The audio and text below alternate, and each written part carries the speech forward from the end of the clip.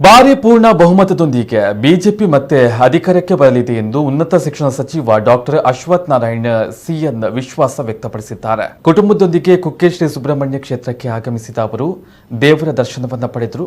ಖಾಸಗಿ ಹೆಲಿಕಾಪ್ಟರ್ ಮೂಲಕ ಬಿಳಿನೆಲೆ ಶ್ರೀ ಗೋಪಾಲಕೃಷ್ಣ ಶಾಲಾ ಮೈದಾನದಲ್ಲಿ ಬಂದಿಳಿದಂತಹ ಅವರು ಬಳಿಕ ಕಾರಿನ ಮೂಲಕ ಕುಕ್ಕೆಗೆ ಪ್ರಯಾಣವನ್ನ ಮಾಡಿದರು.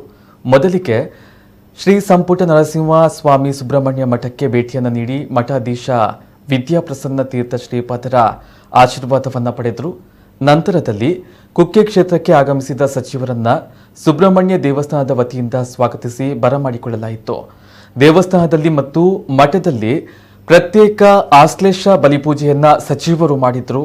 ವ್ಯವಸ್ಥಾಪನಾ ಸಮಿತಿಯ ಅಧ್ಯಕ್ಷ ಮೋಹನ್ ರಾಮ್ ಸುಳ್ಳಿ, ಸದಸ್ಯರಾದ ಪ್ರಸನ್ನ ದರ್ಬೆ, ಶೋಭಾ ಗಿರಿಧರ್, ಎಇಒ ಪುಷ್ಪಲತಾ, ಲೋಕೋಪಯೋಗಿ ಇಲಾಖೆ ಇಂಜಿನಿಯರ್ ಪ್ರಮೋದ್ ಕುಮಾರ್, ದೇವಸ್ಥಾನದ ಶಿಷ್ಟಾಚಾರ ಅಧಿಕಾರಿ ಜಯರಾಮ ರಾವ್ ಮತ್ತಿತರರು ಉಪಸ್ಥಿತರಿದ್ದರು.